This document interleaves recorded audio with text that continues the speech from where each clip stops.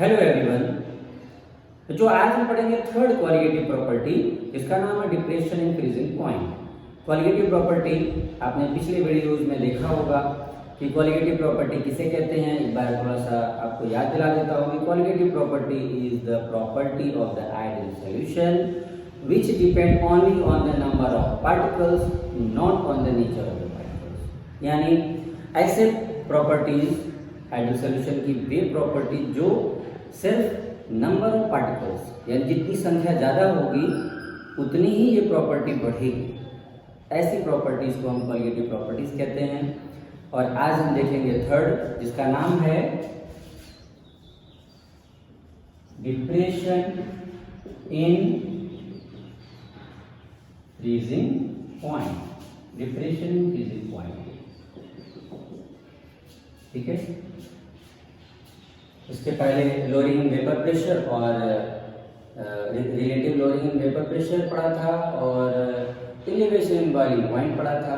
Fourth है हमारा depression in freezing point, third और फोर्थ होगा ऑस्मोटिक प्रेशर। तो सबसे पहले इसको जानने के लिए हमें फ्रीजिंग पॉइंट का जानना जरूरी है। तो चलिए फ्रीजिंग पॉइंट क्या होता है ये देख लेते हैं। फ्रीजिंग पॉइंट, तो द टेम्परेचर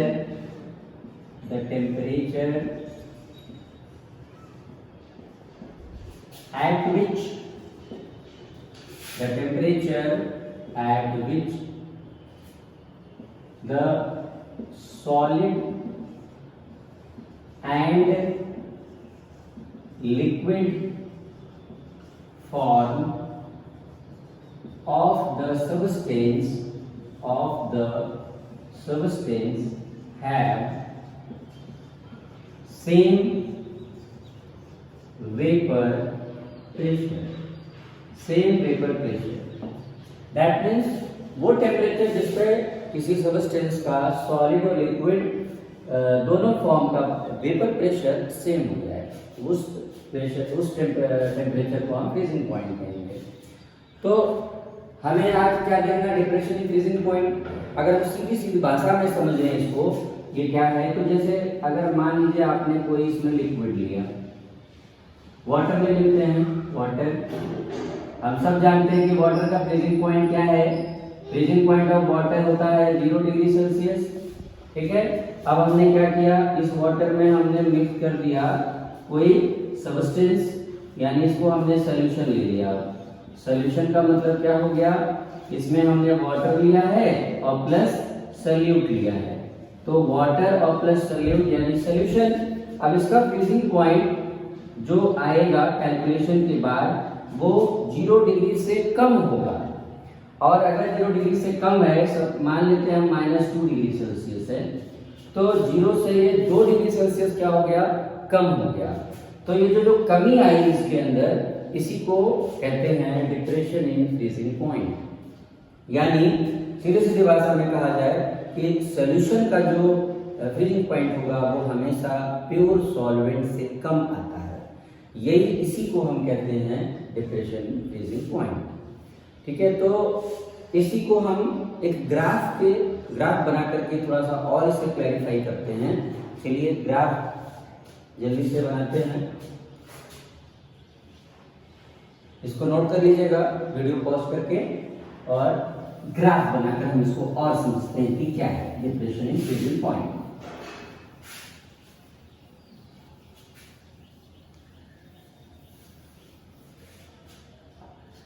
किसी भी सॉल्यूशन का अगर हम सॉल्वेंट और सॉल्यूशन का कंपैरिजन करते हैं तो सॉल्यूशन का वेपर प्रेशर कम होता है, क्योंकि वहां पे जो वेपराइजेशन है वो कम हो जाता है, क्योंकि वहां पे एक ऐसा सॉल्यूट भी मिला हुआ है जो कि नॉन वोलेटाइल है। इस वजह से जो वेपर प्रेशर होता है वो घट जाता है, इसीलिए फ्रीजिंग पॉइंट भी इसमें कम हो जाता है। यानी इसी को हम कहते हैं डिप्रेशन फ्रीजिंग पॉइंट। अगर हम इसे ग्राफ से ड्रॉ करें तो भी हमें ये चीज बहुत क्लियर होती है। इस ग्राफ के से हम इसको और क्लियर कर सकते हैं। हम बनाते हैं ग्राफ इसके बीच टेम्परेचर और वेपर प्रेशर दोनों के बीच बनाते हैं।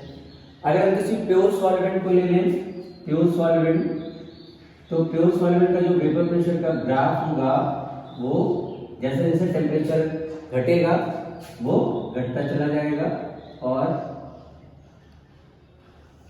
इस तरह का कर्व बनता है। अगर हम इसको ड्रॉ करें तो ऐसा कर्व हमें मिलेगा।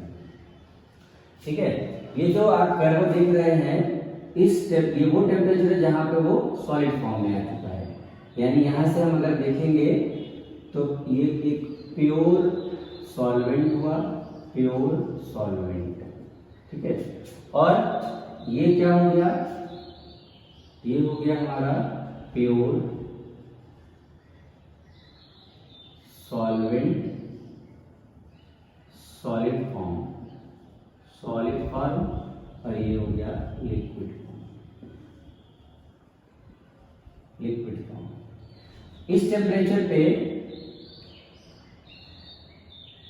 यहां पे इस टेम्परेचर पे ये टर्न हो गया, यानी वेपर प्रेशर घटता हुआ आया और यहां से क्या हो गया, वो सॉलिड फॉर्म में कन्वर्ट हो गया है। और जिस टेम्परेचर पे ये सॉलिड फॉर्म में कन्वर्ट हुआ उसे हम दिखाएंगे T0F से, T0F से, T0 यानी प्योर। तो freezing point of the pure solvent हमें यहां से मिल रहा है। अब अगर उसी में हमने मिला दिया कोई नॉन वोलेटाइल सॉल्यूट, ठीक है, तो सोल्यूशन हुआ। और उसका अगर हम ग्राफ बनाते हैं तो ग्राफ हमें कुछ इस तरह का मिलेगा, ऐसे ये घटता हुआ इस जगह पे सॉलिड फॉर्म में कन्वर्ट होगा और जहां पे कन्वर्ट होगा वहां से हम टेम्परेचर कैलकुलेट करेंगे। तो ये हो गया TF, ये हो गया TF। तो जो टेम्परेचर था ये इंक्रीजिंग ऑर्डर में है, ये है उसका प्योर का, और अब क्या हो गया, घट गया। तो जितना घटा इसको हम कहेंगे डेल्टा TF, और डेल्टा TF ही क्या है, डेल्टा TF ही क्या है, डिप्रेशन इन फ्रीजिंग पॉइंट, यही है डिप्रेशन इन फ्रीजिंग पॉइंट। और ये है ग्राफ किसका, सॉल्यूशन का, सॉल्यूशन, सॉल्यूशन यानी सॉल्यूट और प्लस सॉल्वेंट। यहाँ इसका एक ग्राफ आ रहा है और सीधे जहां पर ये कट करेगा यानी सॉलिड फॉर्म में कन्वर्ट होगा वो हमारा हो जाएगा freezing point of the solution. और जो ये डिफरेंस आया that is called depression in freezing point. यानी फ्रीजिंग पॉइंट जो है प्योर का वो यहां से लेंगे, प्योर सॉल्वेंट का, और ये मिल गया हमको सॉल्यूशन का। यानी हम लिख सकते हैं क्या, delta TF is equal to T0F minus TF। इस तरह से हम माइनस करके कैलकुलेट कर सकते हैं। ठीक है, ये हो गया। ऐसा देखा गया है, it was calculated, it was observe that, it is observed that depression in freezing point, depression in freezing point depends on number of particles। अब जानते हैं कि ये एक क्वालिटेटिव प्रॉपर्टी है, तो ये किस पे डिपेंड करेगा, नंबर ऑफ पार्टिकल्स पे। तो नंबर ऑफ पार्टिकल्स को कैलकुलेट करने के लिए ये भी पाया गया कि ये मोलैलिटी, यानी हम ये लिख सकते हैं कि it is directly proportional to delta T is directly proportional to molality. और इनका रिलेशन ये मिला है कि depression freezing point is equal to Kf into m, जहां Kf एक कांस्टेंट है, Kf एक कांस्टेंट है, और यहाँ Kf को कहा जाता है क्रायोस्कोपिक कांस्टेंट हम कहेंगे, या इसका नाम होगा molar depression constant, molar depression constant. तो अगर मोलैलिटी को 1 ले लिया जाए, यानी मोलैलिटी की वैल्यू 1 हो जाए, तो delta TF is equal to क्या हो जाएगा, KF। ठीक है, यानी हम यहां लिख सकते हैं कि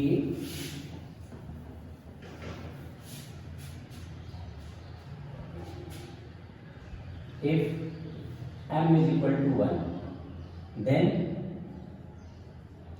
delta TF is equal to KF। तो अब हमें इसका डेफिनेशन यहाँ से मिल जाएगा। डेफिनेशन क्या होगा? क्रायोस्कोपिक कांस्टेंट या मोलर डिप्रेशन कांस्टेंट का डेफिनेशन क्या हो जाएगा कि molar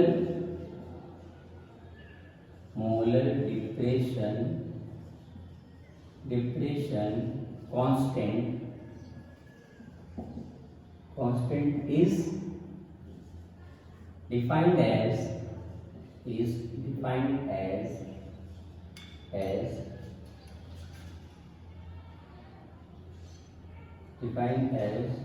depression in freezing point when molarity is unit। यानी अगर एक यूनिट है मोलारिटी तो डेल्टा टी पर के बराबर हो जाएगा। तो हम ये भी इसको कह सकते हैं कि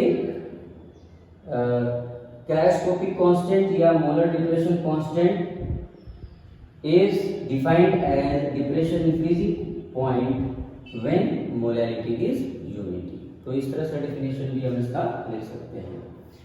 अब इस फॉर्मूले का यूज करके हम कैलकुलेशन करेंगे और डिप्रेशन फ्रीजिंग पॉइंट कैलकुलेट कर लेंगे।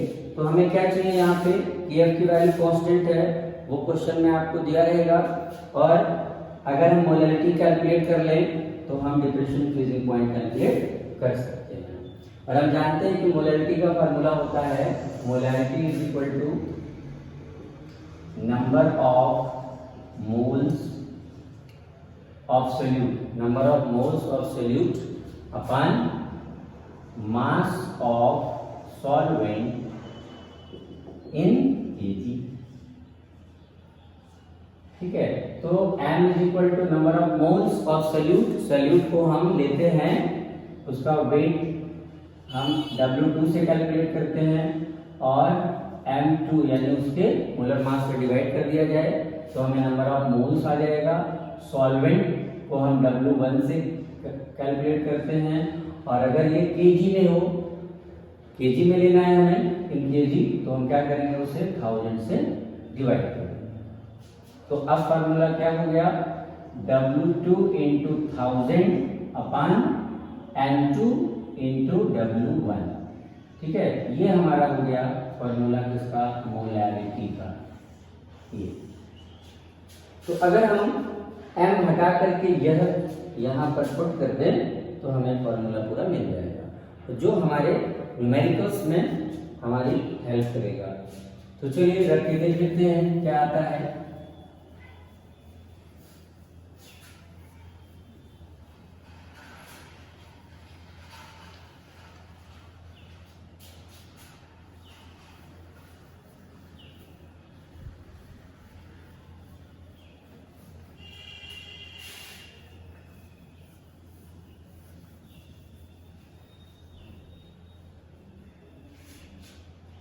तो हमारा फार्मूला क्या था? Delta TF is equal to KF into M। ठीक है, M हटाते हैं और delta TF is equal to KF into यहाँ आ जाएगा W2 into 1000 upon M2 into W1। यही हमारा फार्मूला हो गया। इसी का हम यूज करेंगे और इसी पर हम कुछ न्यूमेरिकल्स लेकर सॉल्व करते हैं। तो चलिए आप इसे बराबर नोट कर लें और एक क्वेश्चन लेते हैं, एक एग्जांपल लेते हैं और सॉल्व करते हैं।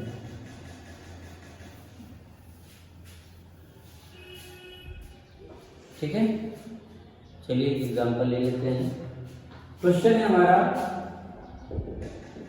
68.4 gram of sugar 68.4 gram of sugar is dissolved in 1000 gram of water। 1000 gram of water। calculate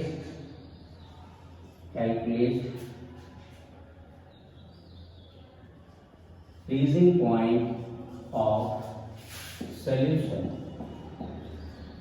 Kf is equal to 1.86 Kelvin kg per mol, ठीक है।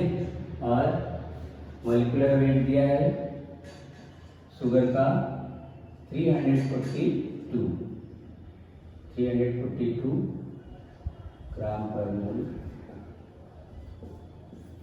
ये मैं वैल्यू दिया हुआ। तो चलिए इसको कैलकुलेट कर लेते हैं और इसी फॉर्मूले का यूज करेंगे। अब आप देख लो, सबसे पहले Kf की वैल्यू पुट करिए। हम जानते हैं Kf की वैल्यू कितना दिया हुआ है, 1.86 कांस्टेंट होगा।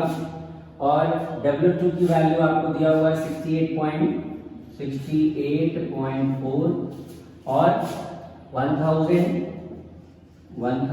अपॉन M2 की वैल्यू वहां पे आपको दिया हुआ है, जो कि ये होगा शुगर का मोलर मास, जो कि है 342। और W1 ये हो गया 100 ग्राम वाटर, ठीक है, मास ऑफ सॉल्वेंट होगा, तो इनटू हो गया कितना 1000। 68.4 gram of sugar is dissolved in 1000 gram of water. Okay, तो अब जरा कैलकुलेट कर लेते हैं। ये पूरा कैंसिल आउट हो गया और यहाँ पे है पॉइंट, अगर हम डिवाइड करें तो ये आ जाएगा 0.2 और 2 का मल्टीप्लाई कर लिया जाए तो 6 to 12 और 7 कैरी 1 3, पॉइंट लगेगा 0.372। ये हमारा डेल्टा TF का वैल्यू आ गया। यानी वाटर फ्रीज होता है 0 डिग्री सेल्सियस पे।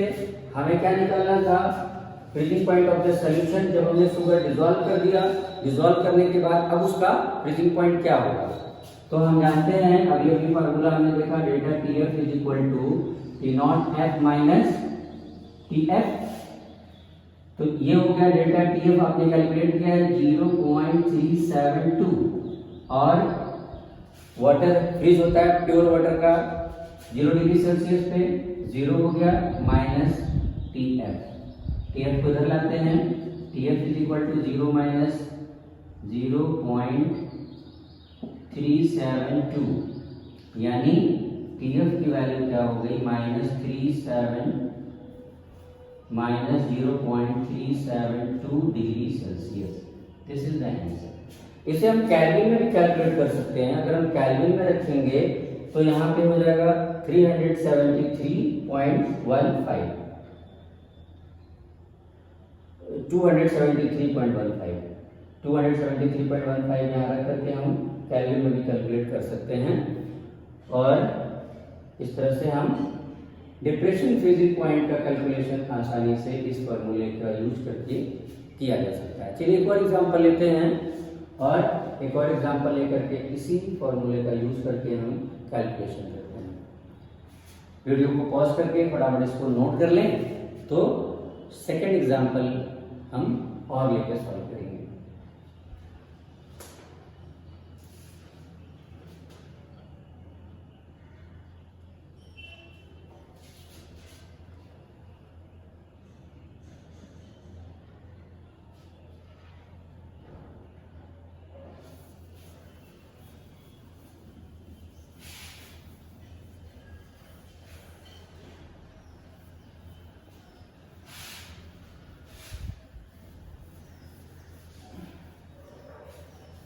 चलिए क्वेश्चन और लिया जाए। क्वेश्चन है हमारा 45 gram of ethylene glycol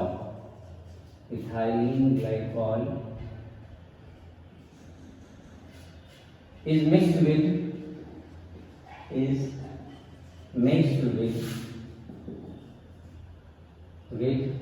600 gram of water. Calculate the freezing point of solution. KF is equal to 1.86 Kelvin kg per mole and molar mass of ethylene glycol दिया हुआ है और यह 62 ग्राम पर मोल, ये आपको गिवन है। आइए इसको सॉल्व करते हैं और इसका भी कैलकुलेशन करते हैं।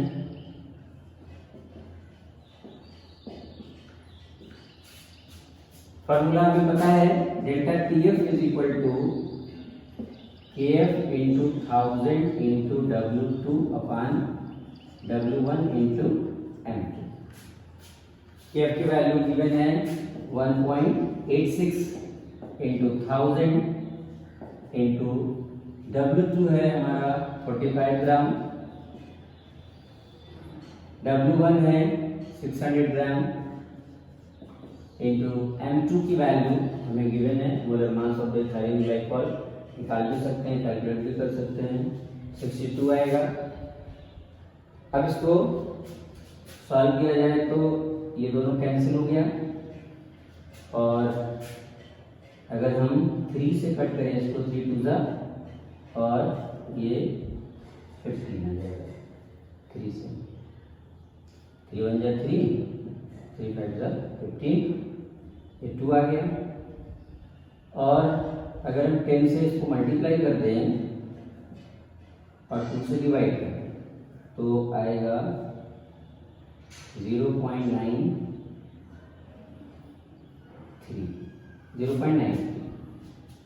10 से मल्टीप्लाई किया जाए तो 9.3 इंटू 15 अपान 62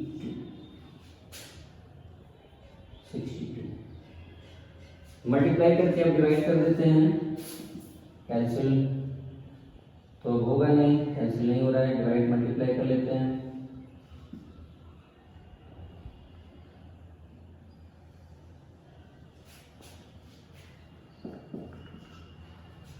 ठीक है, 15 3 जा 45 को 5, 15 3 जा 45 कैरी 4 हो गया और 15 9 जा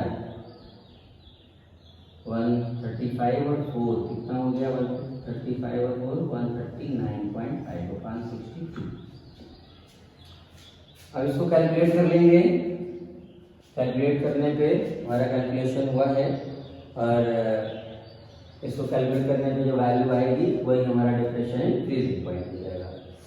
कैलकुलेशन करने पे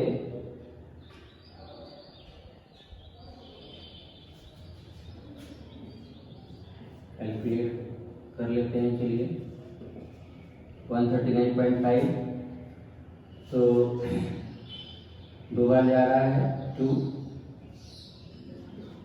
माइनस कर लेते हैं 2 पॉइंट, फिर 2 बार जा रहा है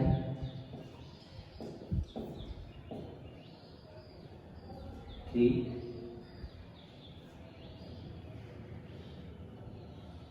4 बार के करीब जाएगा 2.24।